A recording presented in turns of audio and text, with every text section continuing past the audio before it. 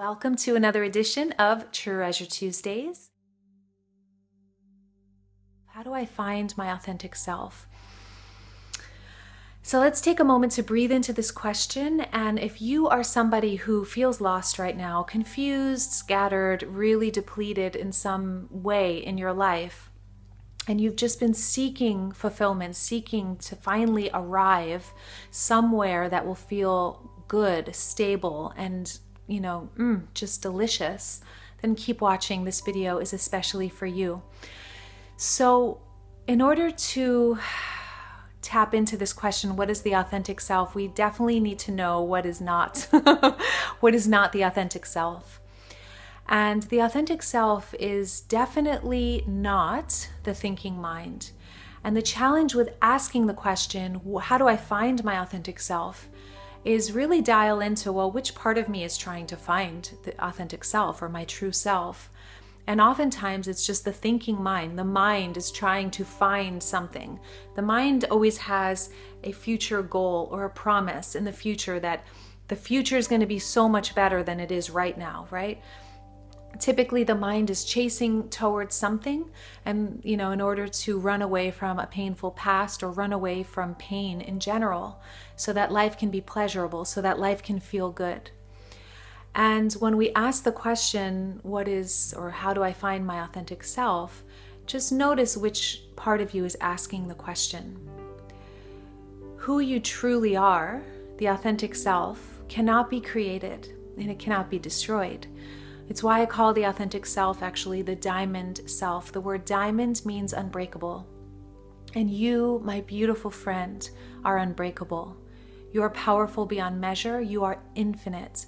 The truth of who you are is connected to an infinite supply, infinite source, and you're designed to be abundant, to be clear, to be inspired, to be on course with the fruition of what you are here to create in life, with the fruition of the highest possibility of your particular life. Isn't that amazing? And the way that we know this is by simply looking out in nature and recognizing that nothing is created. I'll just say it this way. Everything is created to reach its full potential.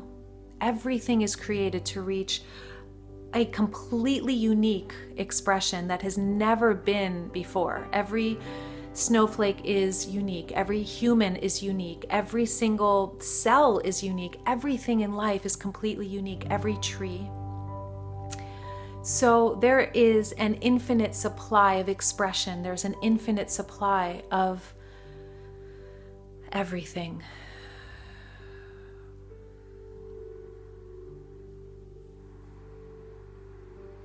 So an oak tree is actually in that acorn. Everything, that perfect, expansive, potent, amazing oak tree is in the invisible before it's even an acorn, right? It's in it's in the invisible. What is here to be created is already in the invisible, and let's just take it to something tangible. In the acorn is the imprint, the information that's designed to come into formation into that oak tree, right? So within you, there's an oak tree version of you. There's that full potential you, and that's what nature intended. Nature never intended anything less than you becoming your full infinite expression. And that's amazing. It's just so amazing when you really ponder that and sit with that. And I like to do that in nature, just kind of witness, the expansive sky and the infinite nature and the mystery. And rather than trying to figure it out, just like settle into it and realize that we will never have the answers. And it's in tapping into the mystery of things that we get much closer to the authentic self. When we drop the thinking mind, and I don't mean get rid of thoughts, but I mean go into a deeper place within, and we're going to talk about how. Go into a deeper place within. Then we're able to access the authentic self. Then we actually inhabit the authentic self. We are the authentic self. And from that place, life moves in accordance with that full potential that we're here to be. But most of us are leading from the thinking mind only. And what the Satguru Shankaracharya, who I sit with on a regular basis, who is a blessed, amazing being, a master of truth on this planet, what he talks about is he's been saying this for years, and I'm finally starting to grok and like, wow, get it on some level, is beyond the thinking mind, like on a deeper level, is he always says, put the horse in front of the cart. Put the horse in front of the cart. Put the horse in front of the cart. So most of us are spinning our wheels, dragging the cart, trying to get somewhere in life. I want that relationship, that job. Once I get that, once I get the body, once I get the bank account, everything's going to be okay. I can relax once I have the money. Once I have the perfect marriage, once I have this, I can relax.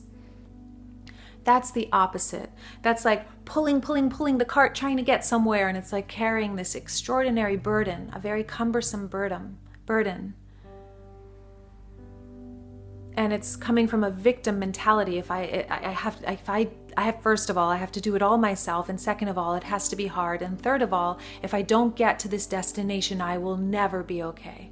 And it's a bullshit lie. Pardon my language. It's a BS.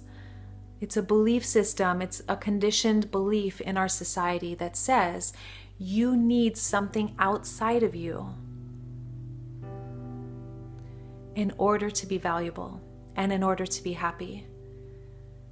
And I'm going to say it again, it's a total and complete illusion and lie. If you think that there's something outside of you or outside of this moment that needs to be achieved in order for you to be valuable or you to be okay,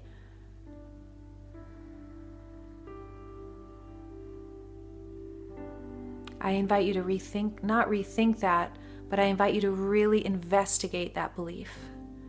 Really dive into it, dig into it, turn it over, like really sit with, where did that belief come from?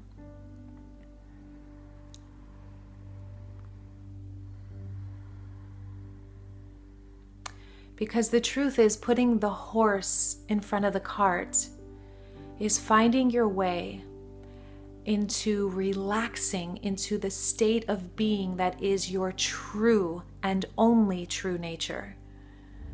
Putting the horse in front of the cart is about putting your state of being in front of what you think needs to happen in order to be, you fill in the blank, whatever it is you want.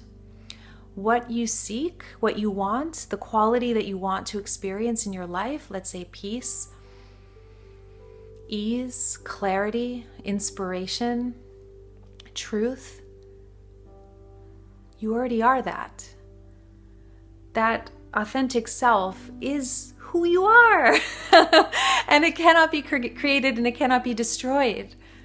It can be avoided. It can be temporarily masked. It can be kind of, dusted over or muddied over. And as Rumi says, our task is not to seek for love, but to find the barriers that we have built against it. So it's not about seeking love. You already are love. But what are the barriers that we've put up against it? I.e. thinking that there's something in the future that needs to be achieved in order to arrive at that loving, true self, that fulfilled state of consciousness. So to answer your question, Jordan, the easiest way to find your true self or your authentic self is to put the horse in front of the cart. And there isn't one way to put the horse in front of the cart. There are many, many, many, many countless paths. I'd say there are as many paths as there are people. We each have a unique path. And the question is, what are the things, the experiences, the activities that bring you into that true, authentic, peaceful, compassionate, loving state of consciousness that is at the center of your being? What brings you closer to your inner being rather than further and further away from it as we try to run towards some kind of false promise in the future? I promise you, just from my own life experience, that no matter what you achieve in your life, it will never be enough unless there is a priority on the true self, on the diamond self, on putting your state of being first. And as you guys know, breathing is like my number one always go to, like to just use breath work, use breathing deeply. Conscious breathing is a very, very powerful tool. And I'll share with you some of mine, but really, what is it that brings you into that deep state of consciousness? So the thinking mind can't actually answer any of this. It is a deep, deep, deep the thinking mind can't even know the authentic self. The thinking mind can contemplate the authentic self, can think about it in concepts and try to rationalize, but it's like trying to find Mars when you're on Earth. They're two completely separate dimensions. There is no way to find the authentic self from the thinking mind. It's impossible. The thinking mind starts the inquiry. It starts the quest, which is very valuable. The same thing that creates the barriers, that creates the feeling of lostness, also can spark the journey that allows you to remember and find your way home. So it's all perfect. Like feeling lost is the only way to find your way home. Like that has to happen first. So wherever you are in the journey is so essential and beautiful, and there's no better place to be than where you are right now. So amazing. So much good. I've made so many other videos which you can check out on how to get through the challenges and the struggles that may feel like they're in the way of your authentic self. Because every challenge, or like my book, The Diamond Process, using everyday triggers to awaken the treasure within, we can use our triggers. So many birds just flew by, so beautiful. We can use our triggers, our challenges, to actually go deep into, as a doorway into finding the authentic self, or what I call the diamond self. So today's treasure tool we're going to do together, very, very purely and simply, okay? Or you know what? We're going to do this differently.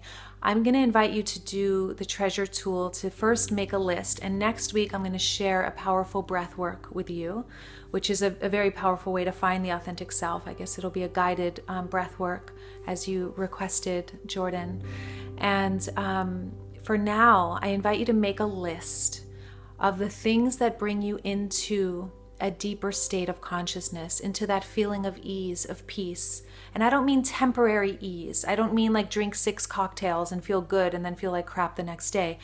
I mean a healthy form of relaxation, a genuine arrival at that true core sanctuary inside of you. In other words, what helps you relax into who you already are, into the infinite state that is already inside of you. So for me in the mornings, what I do in my morning practice before, putting the horse in front of the cart, for me means waking up and focusing myself on the loving presence, God, whatever you want to call it with a capital I. And for me, the way I do that is I do a mantra meditation for about 45 minutes. And then I do some pranayama or breathwork exercises. And then I do my physical asana, my physical yoga practice. Takes me about 2 hours, and that brings me not immediately actually. It takes sometimes 20-30 minutes, or sometimes immediately. Sometimes it takes an hour for me to arrive at that still silent mind, the silent presence at the core of my being. That's how I put the horse in front of the cart of my life. And from there, I can deliver the cargo on that cart with joy and ease and inspiration, right? Rather than lugging it around from this depleted place.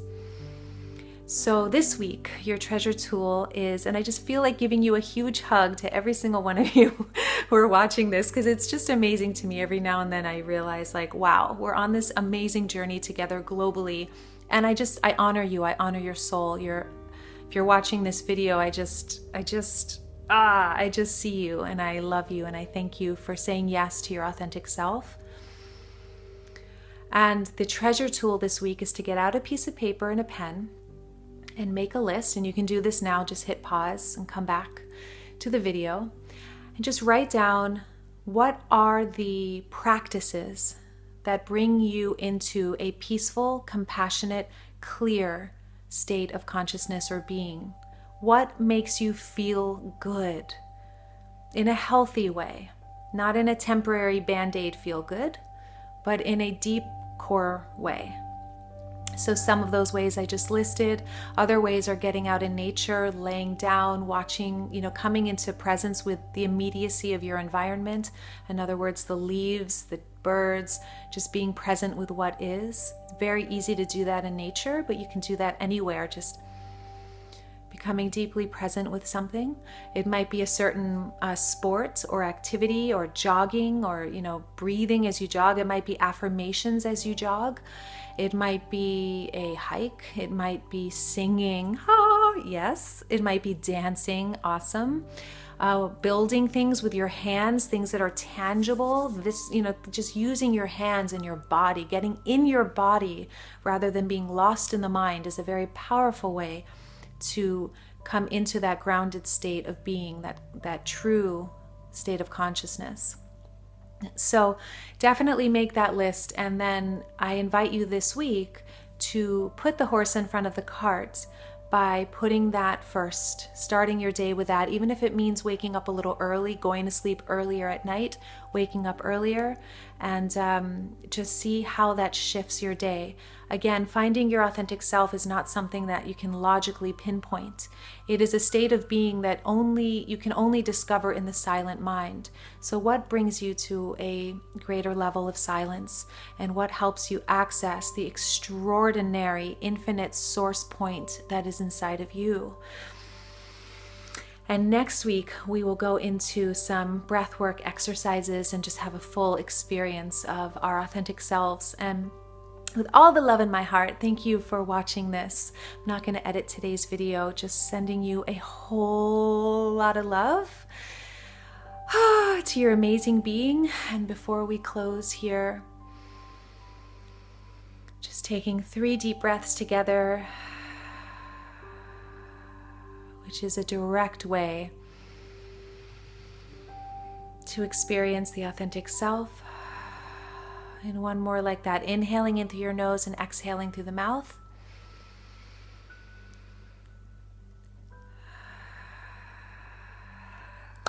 You are amazing, and I send you so much love. Have a beautiful week, and enjoy putting the horse in front of the cart and your unique way of doing that.